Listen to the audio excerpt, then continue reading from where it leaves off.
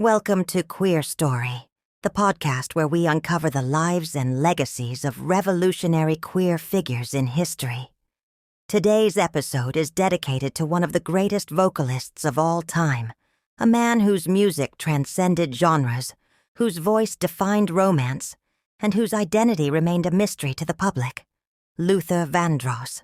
We'll dive into his life, his music, and his enduring impact, while also reflecting on the complexities of being a queer figure, out or not, in the entertainment industry. Stay tuned, because this is a story about artistry, love, and the quiet courage of living authentically, even in silence. Let's start at the beginning. Luther Vandross Jr. was born on April 20th, 1951, in New York City. The youngest of 4 children, Luther grew up in a house filled with music. His mother was a nurse, his father a singer. Gospel music became his foundation, shaping the soulful sound that would later captivate millions. But Luther's path to stardom wasn't instant. In fact, for much of the 1970s, he worked behind the scenes as a background singer and songwriter. Before he was the Luther Vandross we know and love, he was the voice behind the stars. Luther sang backup for legends like David Bowie, Roberta Flack, Bette Midler, and Chaka Khan. His voice added depth and richness to their performances, though his name often went unrecognized. One of his most notable contributions during this time was on David Bowie's Young Americans. Luther not only sang backing vocals, but also arranged the now iconic vocal harmonies on the track. Bowie himself credited Luther's contributions with elevating the song to a whole new level. But it wasn't just music where Luther left his mark. In the early days of his career, he wrote jingles for commercials to make ends meet. You may have unknowingly heard his work in advertisements for brands like Juicy Fruit Gum and Kentucky Fried Chicken. Luther's talent for crafting catchy melodies, even in a 30-second spot, proved his incredible musical instincts. These years as a background singer and jingle writer weren't just stepping stones. They were Luther's training ground. They honed his ability to shape sound, layer harmonies, and connect emotionally with audiences, even when his name wasn't front and center. It's a testament to his humility and work ethic. He wasn't afraid to start small or play a supporting role. But when the spotlight finally found him, he was more than ready. But behind the platinum records and Grammys was a man who fiercely guarded his privacy. For decades, there were whispers about Luther Vandross's sexuality. Close friends, including Patti LaBelle, have since acknowledged that Luther was a gay man, but he never publicly came out. Why? It's important to consider the cultural context. The 1980s and 1990s were a challenging time for queer representation, especially for Black men in entertainment. Homophobia was rampant, and being openly gay could have jeopardized his career. Luther once said, "I grew up in an era when the only thing worse than being Black was being gay." That quote is heartbreaking, but it gives us a window into his struggles. In an industry that often demanded perfection, Luther chose to let his music speak for itself. Some might ask, should he have come out? It's not for us to decide. What we can do is acknowledge the bravery it took to live authentically in his own way, even if it wasn't visible to everyone. If you listen closely, Luther's music tells a story, one of longing, love, and vulnerability. Take a House is Not a Home. His rendition is so raw, so emotional. It's hard not to feel the depth of his pain and yearning. For many LGBTQ+ listeners, Luther's songs became anthems of unspoken love.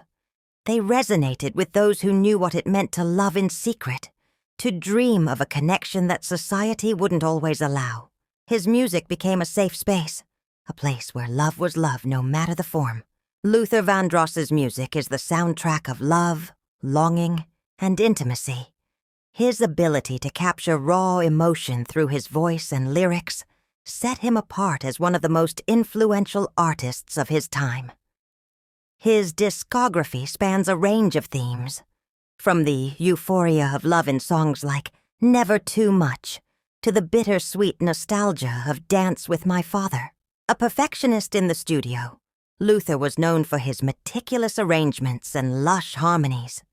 Tracks like A House Is Not a Home and Here and Now showcase his unmatched vocal control and emotional delivery, while songs like Stop to Love and Power of Love, Love Power highlight his versatility in blending R&B, pop, and soul. At the core of his music was an authenticity that connected deeply with audiences. Whether performing a cover or his own compositions, Luther's voice was a vessel for stories of heartache, devotion, and passion. His songs became universal anthems, resonating with listeners across generations and backgrounds, making him not just a singer, but a storyteller of the human experience.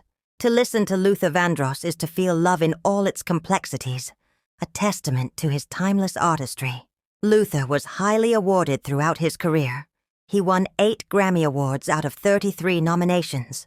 Notably, at the 46th Annual Grammy Awards in 2004, he secured 4 Grammys, including Song of the Year for Dance with My Father, Best Male R&B Vocal Performance, Best R&B Album, and Best R&B Performance, by a duo or group with vocals for The Closer I Get to You, with Beyoncé.